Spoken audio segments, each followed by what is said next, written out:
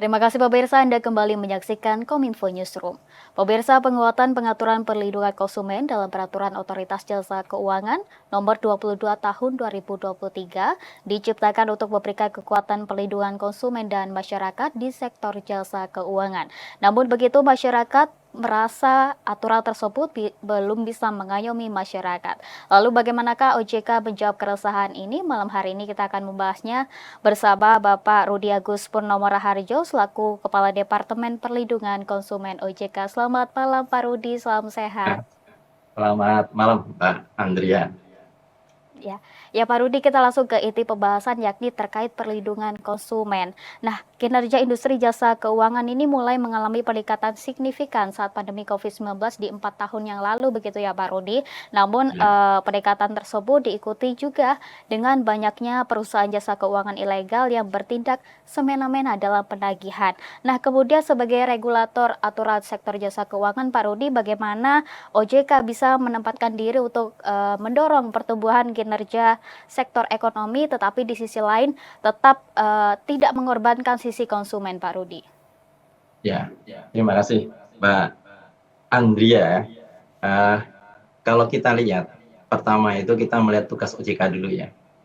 Tugas OJK itu pada pokoknya ada 3 ya, mengatur, mengawasi, melindungi. Mengatur, mengawasi itu sektor jasa keuangan, sedangkan melindungi, ini terkait dengan kepentingan konsumen dan atau masyarakat. Tadi yang pertanyaan Mbak Andrea itu terkait dengan regulator ya. Jadi lebih fokus kita untuk yang mengatur. Jadi memang tadi yang saya sampaikan bukan hanya mengatur, tapi juga mengawasi dan melindungi. Kita tuh mengatur, mengawasi sektor jasa keuangan, itu juga ada istilahnya strike the right balance. Ada suatu keseimbangan. Ya, jadi pada waktu kita mengatur dan mengawasi sektor jasa keuangan, misalkan bank gitu, kita akan mengatur juga secara keseimbangan. Jadi hak-hak dan kewajiban-kewajiban itu semuanya akan diatur. Jadi satu sisi kita akan menjaga tumbuh kembangnya PUJK, misalkan bank atau asuransi atau apa gitu. Namun sisi lain kita juga akan melihat aspek perlindungan konsumen.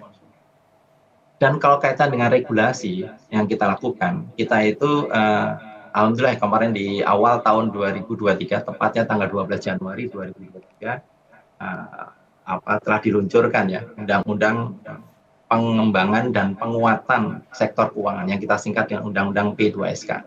Yang di situ banyak sekali amanat-amanat yang harus ditindaklanjuti, yang harus dilakukan oleh OJK.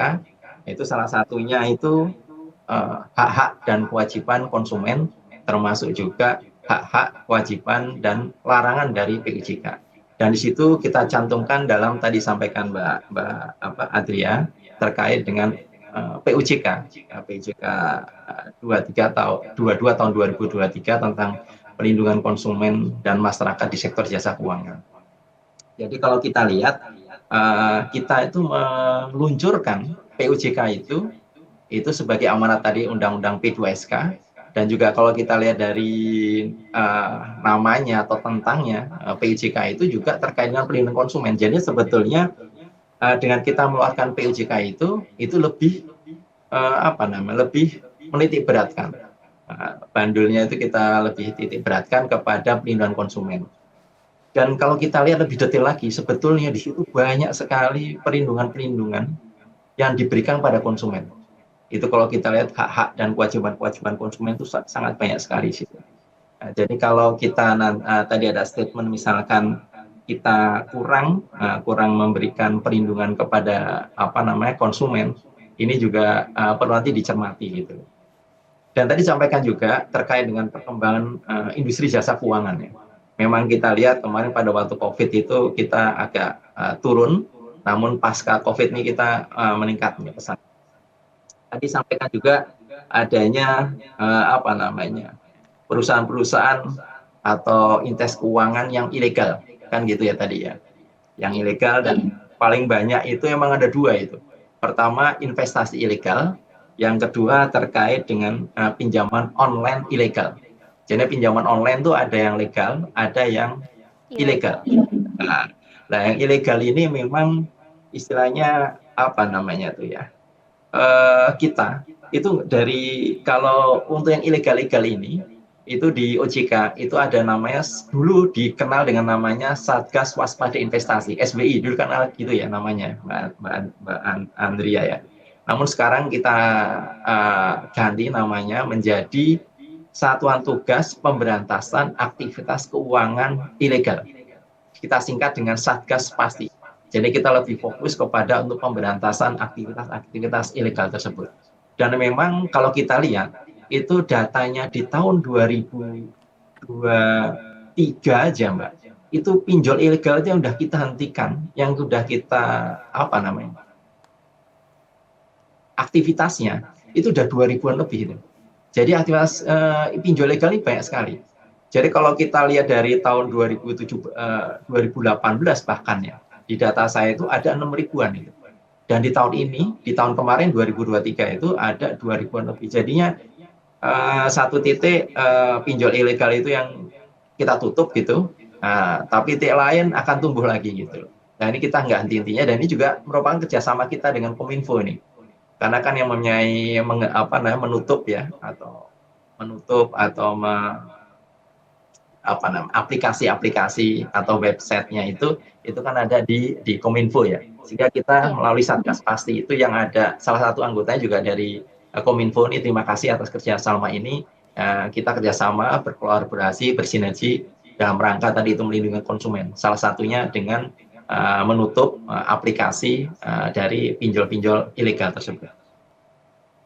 Ya, Pak Rudi, tadi Bapak menyampaikan ada dua macam pinjol begitu ya Pak, ada pinjol legal dan juga ilegal. Nah kemudian untuk pinjol ilegal yang mana misalnya ada masyarakat yang menjadi korban transaksi ilegal itu, kemudian penyelesaian dari OJK itu seperti apa Pak Rudi? Ya, jadi gini, kalau kita lihat itu memang tingkat literasi dan inklusi keuangan kita itu masih belum bagus gitu, di mana tingkat literasi kita, melek kita terkait dengan sektor keuangan itu lebih kurang antara 50%. Ini dari masyarakat Indonesia ya. Sedangkan inklusinya itu 85%. Jadi ada gap 35% itu. Kalau kita lihat dari survei yang kita lakukan di tahun 2022.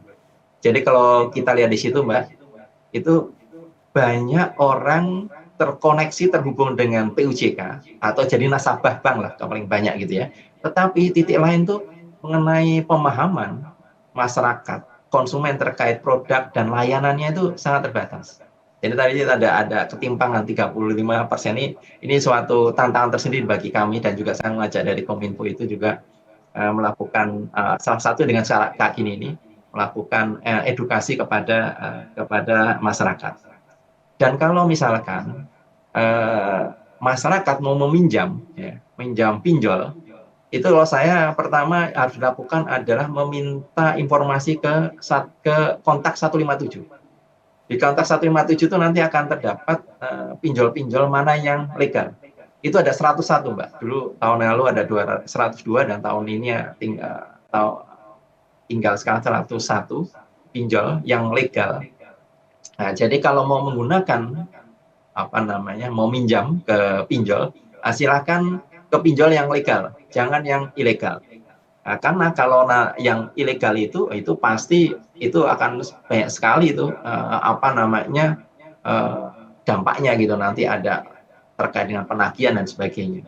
Jadi kalau mau pinjam yang tadi pinjol pertama itu ngecek ke OJK itu terdaftar atau tidak. Yang kedua itu minjam harus sesuai dengan kebutuhan dan kemampuan. Jangan karena keinginan gitu. Saya misalkan kepengen beli handphone, kepengen beli motor dan sebagainya itu. Tapi memang kebutuhan. Memang kita butuh beli motor untuk jadi untuk ojek ya silakan gitu.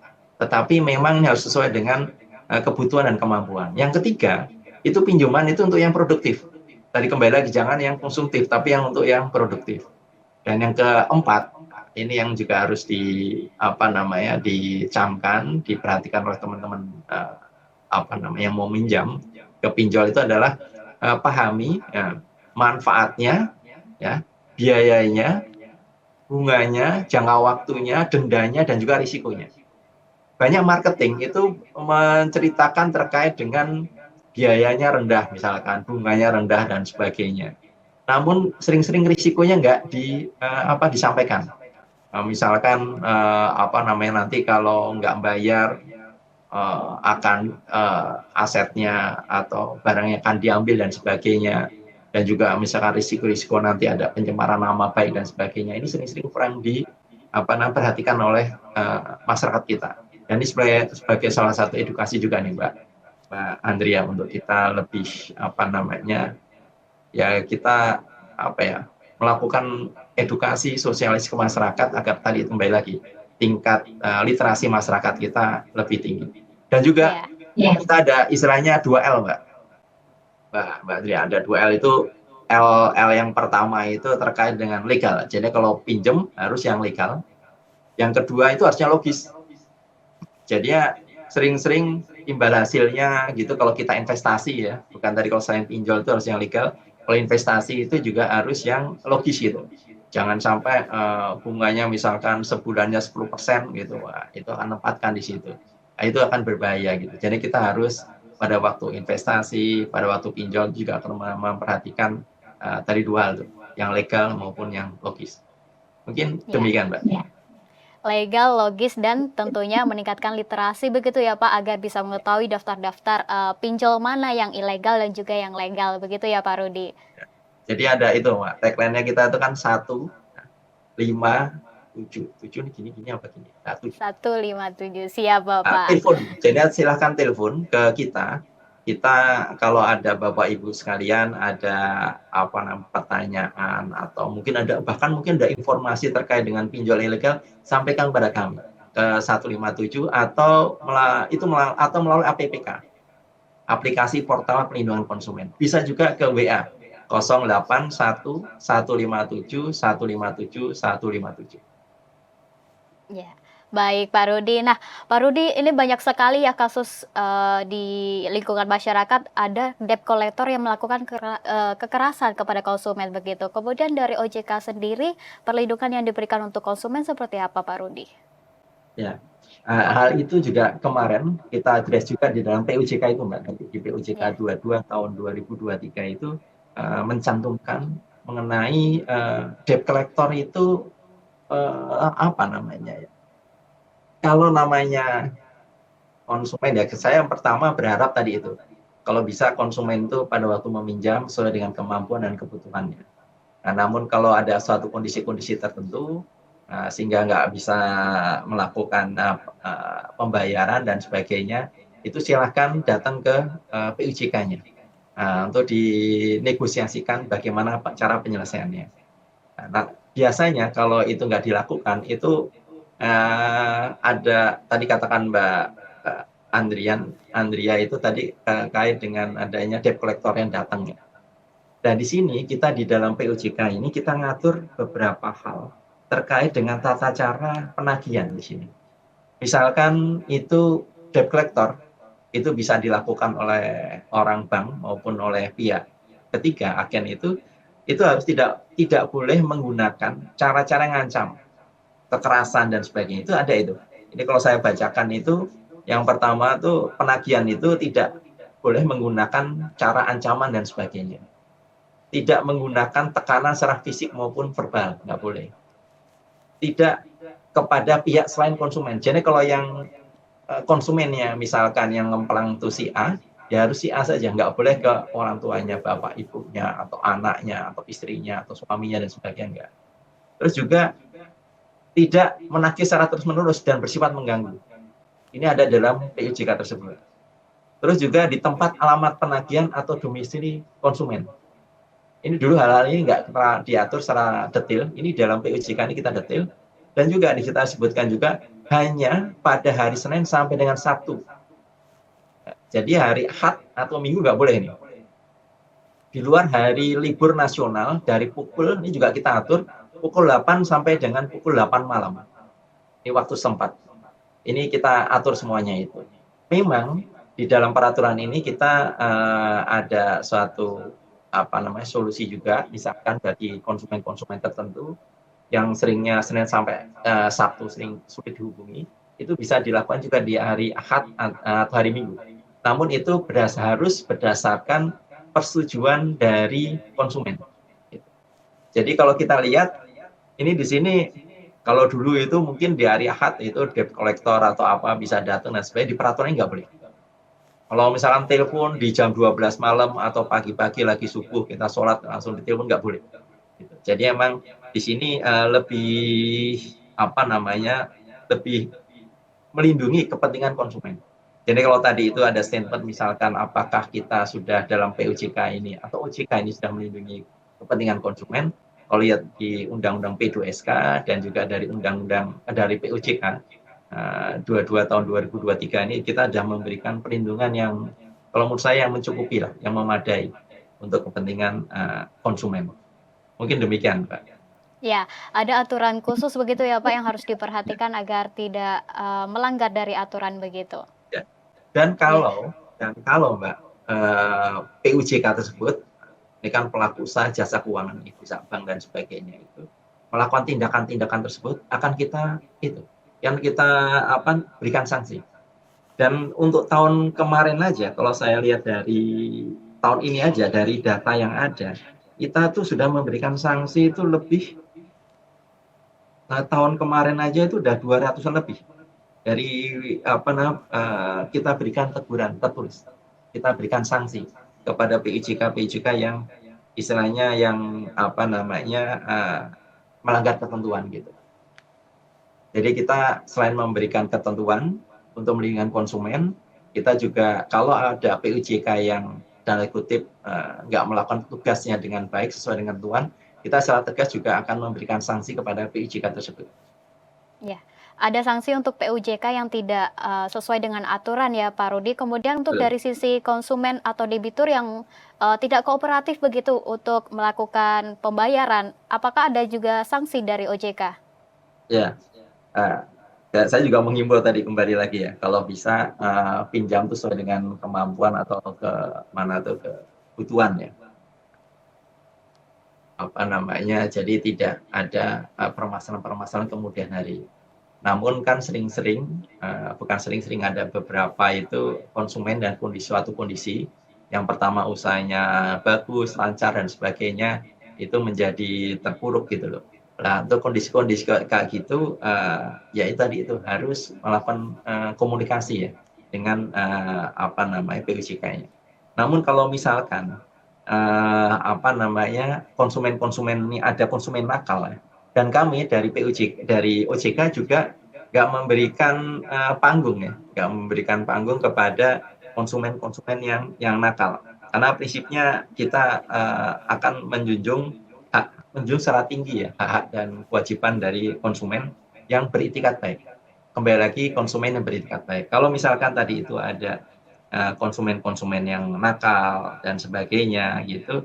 Nah, kita PUJK itu bisa memberikan beberapa tindakan.